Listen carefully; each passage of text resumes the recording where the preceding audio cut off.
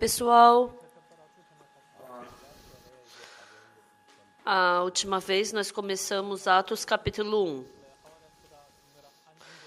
Na outra vez, o que eu queria falar, principalmente, é que em Gênesis fala que a terra estava vazia, sem forma, e as trevas pairavam sobre a face do abismo. E disse Deus, haja luz e houve luz, e viu Deus que a luz era boa, e fala sobre o processo da mudança da terra. Atos foi escrito por uma pessoa chamada Lucas.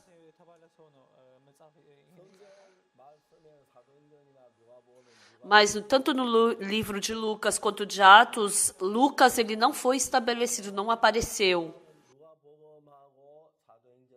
Lucas escreveu tanto no livro de Lucas quanto de Atos. Os estudiosos da Bíblia, eles não têm como, não sabem calcular, né?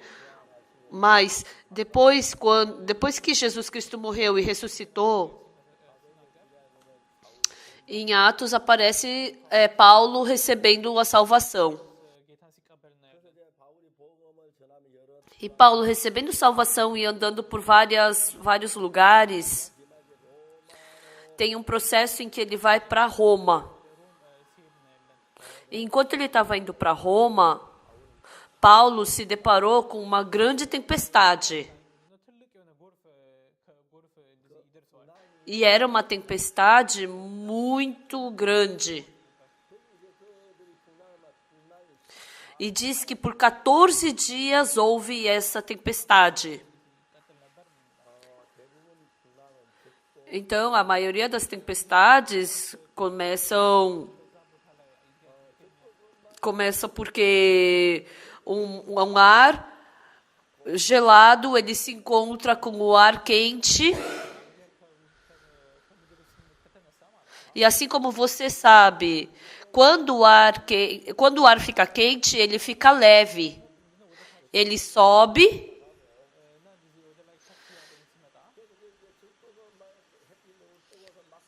E quando esse sol reflete na terra e esse ar começa a subir, e naquele lugar onde o ar estava vazio, aí é começado a preencher, e aí começa essa tempestade. Então, aqui na Coreia também, né? Esse ar quente ele começa a subir, e quando esse ar ele começa a se aquecer, aí ele começa a seguir pelo lado do Japão, começa a ir para o leste.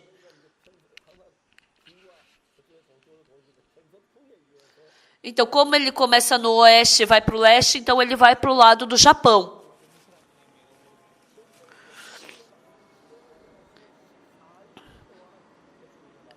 Então, a gente não pode achar em local nenhum que começou uma tempestade e durou por 14 dias. Por quê? Essa tempestade ela vai numa velocidade muito alta. E só de passar 1 ou 2 dias de tempestade num lugar, ele faz um grande estrago. Mas quando Paulo estava indo para Roma, por 14 dias houve tempestade. Isso aparece em Atos 27. E a tempestade estava muito forte. E assim, está mostrando que Satanás estava impedindo Paulo de ir para Roma. Quando a gente vê no livro de Atos, frequentemente Paulo falava, eu quero ir para Roma, eu tenho que ir para Roma.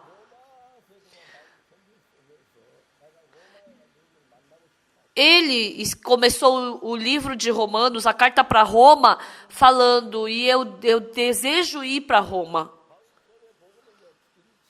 E o Paulo ia fazendo essa primeira, segunda, terceira, quarta viagem para Roma. Começou pela Ásia e começou a entrar para a Europa. E no final ele chegou em Roma.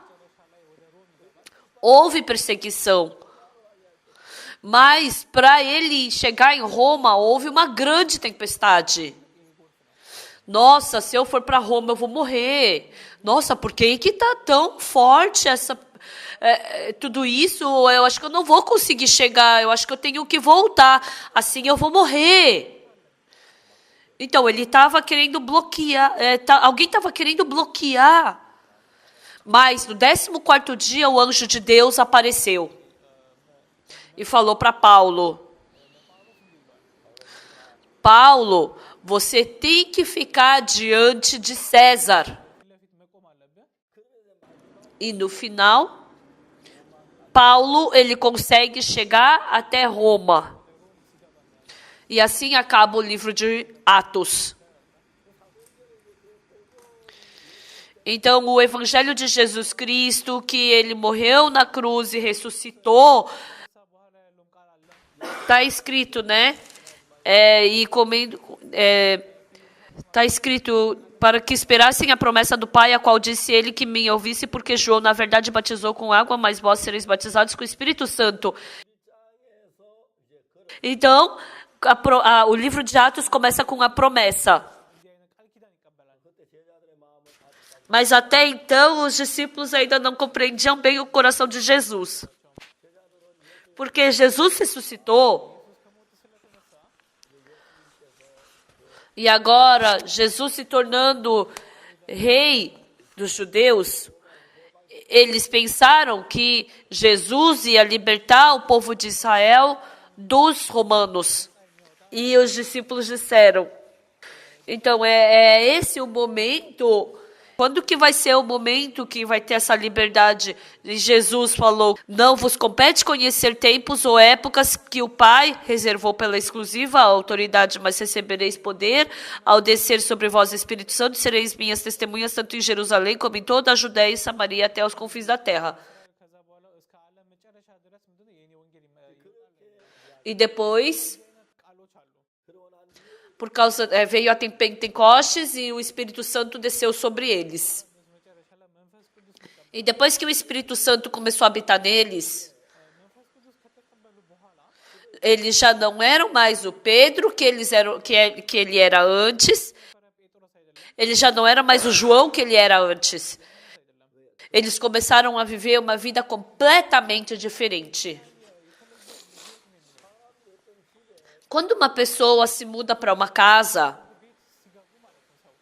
independente de como ela vivia antes, ela, assim como ela muda aquela casa conforme a sua necessidade, então a casa muda conforme a vontade do dono. Então, uma pessoa que gosta de beber vai mudar a casa para um lugar para beber. Então, dependendo da vontade do dono, ele vai mudar aquela casa. Então, dependendo do espírito que habita no nosso coração, não a nossa carne, mas o nosso coração vai mudar.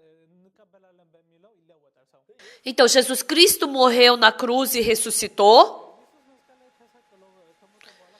mas o Espírito Santo ainda não habitava no coração deles. E depois que Jesus Cristo subiu, depois da Pentecostes, veio o Espírito Santo e habitou no coração das pessoas. Então, o Espírito Santo é o Espírito de Jesus Cristo. Então, o Espírito de Deus, habitando em Deus, habitando no coração das pessoas, conduz o coração das pessoas para amar os outros. E assim como o Espírito, Jesus Cristo, ele lavou os nossos pecados. Assim como o Espírito de Deus conduziu Jesus Cristo a lavar nossos pecados para nos perdoar deles, agora esse Espírito Santo entrou no nosso coração e faz esse trabalho da gente pregar esse evangelho da salvação. E quando a gente lê em Atos capítulo 1, depois que Jesus Cristo subiu, então eles se reuniram, o Marcos se reuniu eles num outro quarto. E se reunindo num outro quarto, eles estavam orando para esperar o Espírito Santo. Então, foi depois de 40 dias da morte de Jesus. E depois de 10 dias veio o Espírito Santo. Isso é exatamente como os 5 livros da Bíblia, do Novo Testamento. No Antigo Testamento tem os 5 livros, 5 festas da Bíblia, né? Tem a festa, tem a festa do tabernáculo, tem a festa da ceifa, tem a festa da tempestade, Pentecoste, desculpa. E depois da Pentecoste, tem a festa do tabernáculo. Não, desculpa, da trombeta. E também tem a festa do tabernáculo. Então, essas 5 festas, todas essas festas representam Jesus Cristo. A primeira festa da Páscoa, quando o povo de Israel estava saindo do Egito, eles comemoraram a Páscoa.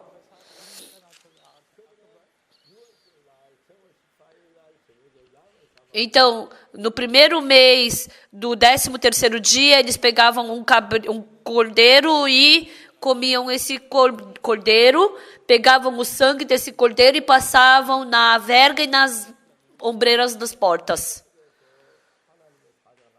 E depois veio o anjo de Deus e matou todos os primogênitos no Egito. E esse sangue, as pessoas que tinham esse sangue passado nas ombreiras e na verga da porta sobreviviam. Em outras palavras, primeiro, quem matou a ovelha e passou o sangue na porta salvou as pessoas de dentro dessa casa. Isso representa a morte de Jesus Cristo na cruz. Pela morte de Jesus Cristo na cruz, está falando sobre o fato de Jesus Cristo ter morrido na cruz e lavado os nossos pecados. E depois tem a festa da cega, né? Onde fala da colheita, que Jesus Cristo é a primícia da colheita. Então, aquele primeiro fruto que você ceifou e amadureceu, aquela primeira ceifa, as pessoas tinham que levar para diante de Deus. Essa festa da ceifa está representando a ressurreição de Jesus Cristo. Depois de 3 dias que Jesus Cristo morreu e ressuscitou, Jesus Cristo se tornou no primeiro fruto, na primeira ceifa. Então, aquela primeira ceifa quer dizer o quê? Olha, esse é o meu fruto, isso é o que eu colhi. Então, depois dessa primeira colheita, quer dizer o quê? Que ele mostra, olha, essa é a minha o primeiro fruto que eu ceifei. Quer dizer o quê? Depois todas as coisas que eu ceifar vão ser iguais a essa ceifa. Então, essa oferta da primeira ceifa é a festa da ceifa. E depois que passa essa primeira festa da ceifa, eles têm que calcular 50 dias. Calcula 7 semanas. Uma semana tem 7 dias, então 7 vezes 7 são 49. E depois no dia seguinte, no 50º dia, a festa que eles oferecem para Deus é a festa da Pentecoste. Então, Pentecoste quer dizer o quê? 50 dias. Então, isso é a vinda do Espírito Santo. Então, pega aquela ceifa que amadureceu e depois dessa festa, depois de 50 dias, é a festa da Pentecoste. E depois que Jesus Cristo morreu e ressuscitou, por 40 dias ele ficou nessa terra. E depois de 40 dias, Jesus Cristo, ele ascendeu.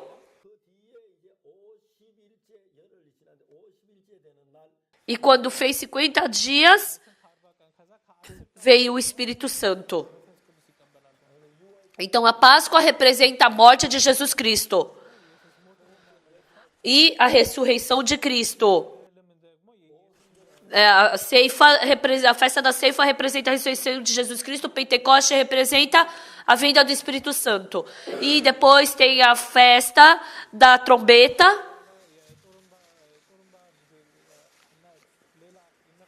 A festa da trombeta, a trombeta representa o quê? Que Jesus Cristo vai voltar para essa terra.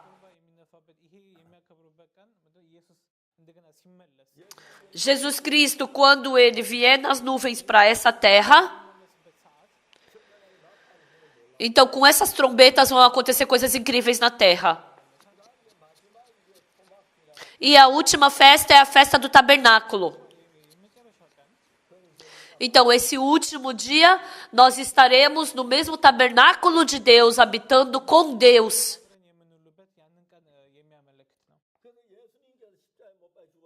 Então, depois que Jesus Cristo morreu, depois de 3 dias, depois de 40 dias, ele ascendeu. E Jesus falou, não partam de Jerusalém e conforme a promessa de Deus, permaneçam aqui. E conceda o batismo de João. João batizou, na verdade, com água, mas vós sereis batizados com o Espírito. E assim o Espírito Santo começou a habitar nos discípulos. Eles receberam esse incrível evangelho e no coração das pessoas que aceitaram o Espírito Santo. Então, as pessoas têm 2 tipos de coração.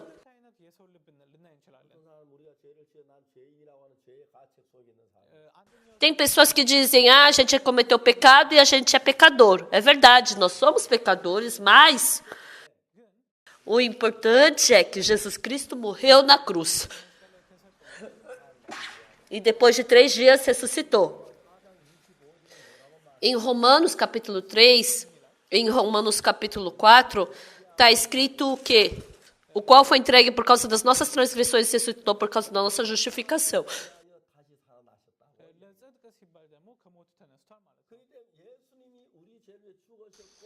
Jesus Cristo morreu pelos nossos pecados, ressuscitou pela nossa justificação. Jesus ressuscitou para provar que nós somos justos.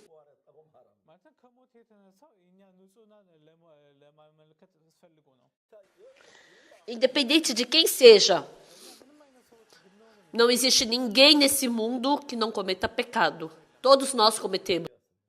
É verdade. Nós somos pecadores. Mas a morte de Jesus Cristo na cruz, ele não morreu simplesmente para nos deixar como pecador. Ele morreu para nos tornar de pecador para justo. Quando Jesus Cristo morreu na cruz, se Jesus Cristo não conseguiu lavar nosso pecado, essa cruz é um fracasso. Mas, de jeito nenhum é assim. Jesus não fracassou. Ele lavou todos os nossos pecados perfeitamente. Então, como Jesus lavou os nossos pecados? Ele lavou os nossos pecados até tal dia, tal mês e tal ano? E sobrou o resto do pecado? Está escrito que Jesus Cristo lavou todos os nossos pecados. Por meio de Cristo Jesus, todos os nossos pecados foram lavados. Pequenos pecados, grandes pecados, pecados do passado, do presente, futuro. A Bíblia diz que Ele lavou para sempre todos os nossos pecados. Se Jesus não tivesse lavado todos os nossos pecados, se ainda tivéssemos um pouco de pecado que fosse, então a morte de Jesus Cristo na cruz se torna insignificante. Não é verdade? Joguem fora o seu pensamento. Leiam a Bíblia uma vez friamente. As pessoas, quando leem a Bíblia, dizem assim: Romanos 3, versículo 3, está escrito, não há justo nenhum sequer. É verdade, não tem nenhum justo. Não existe nenhum justo que peque. Porque uma pessoa que peca já não é mais justa, é pecadora. Se a pessoa peca, é pecadora. Mas se a pessoa recebe o perdão do pecado, ela é justa de novo. Não existe nenhuma pessoa que não cometa pecado. Mas Jesus Cristo morreu na cruz. Ele não morreu para a gente viver de qualquer jeito. Ele morreu para tornar os nossos pecados mais brancos do que a neve. E Jesus Cristo morrendo na cruz, Ele lavou os nossos pecados mais brancos do que a neve. Por causa disso, o que Deus nos fala? Ele fala que nós somos justos. Se a gente procurar exatamente na Bíblia, a gente pode achar várias palavras. Romanos, capítulo 3. Vejam o versículo 23. No versículo 23 está escrito o quê? Pois todos pecaram e carecem da glória de Deus. É verdade que todos pecaram e carecem da glória de Deus.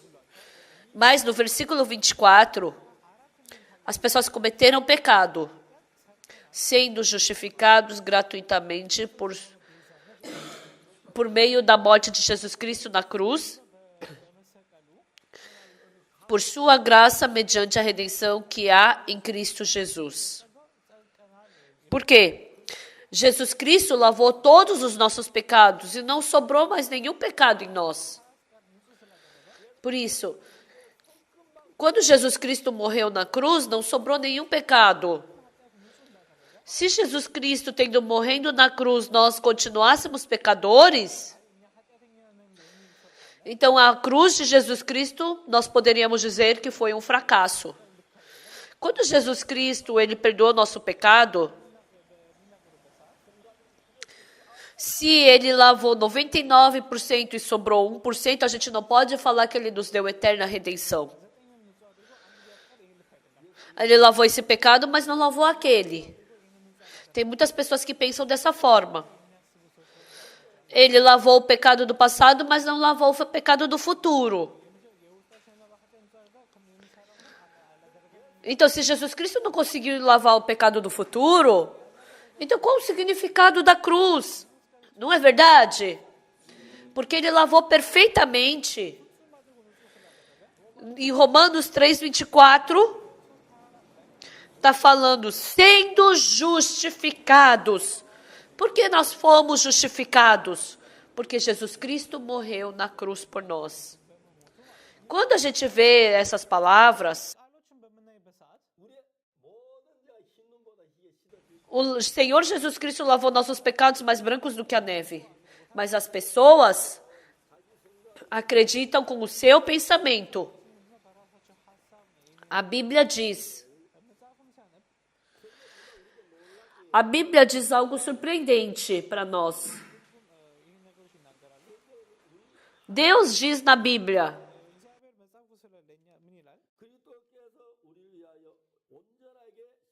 Está falando que ele lavou os nossos pecados perfeitamente na cruz. Eu me assusto quando eu vejo isso na Bíblia.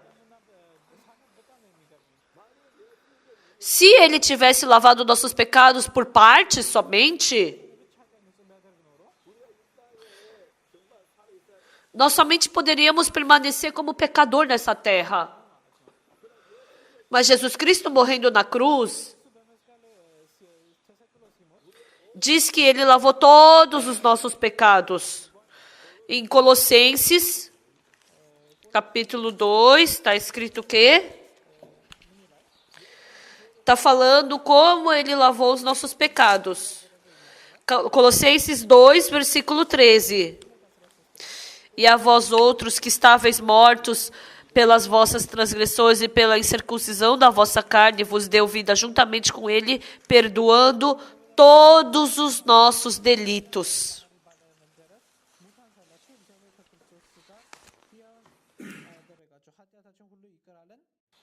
Está escrito. Está falando que lavou todos os nossos pecados. Mas as pessoas dizem o quê? A Bíblia está falando isso. Mas Jesus lavou nosso pecado do passado. Mas o do futuro, a gente tem que se responsabilizar. Se a morte de Jesus Cristo na cruz não tivesse lavado todos os nossos pecados, então a morte de Cristo não teria significado. Então, se eu tiver 10 pecados, eu vou para o inferno. Se eu tiver 100 pecados, eu vou para o inferno. Jesus Cristo veio nessa terra para lavar os nossos pecados. E para poder lavar todos os nossos pecados, ele não pode lavar somente alguns deles. Ele tem que lavar todos os nossos pecados perfeitamente para não termos mais pecados. Por muito tempo eu frequentei a igreja. E eu sabia que Jesus Cristo morreu na cruz. Mas eu não sabia que todos eles tinham sido lavados perfeitamente. Em vários lugares da Bíblia, a Bíblia diz que nós somos justos, que ele lavou os nossos pecados perfeitamente. Eu somente cometo pecado, não tem outra coisa que eu faça. Mas porque Jesus Cristo lavou nossos pecados perfeitamente, então ele somente pode ter lavado tudo perfeitamente. A Bíblia nos fala isso. Quando eu creio nessa verdade, eu recebo liberdade quanto ao pecado. E eu me torno um com Jesus Cristo. Muito obrigado. Na próxima vez continuamos a falar. Até logo.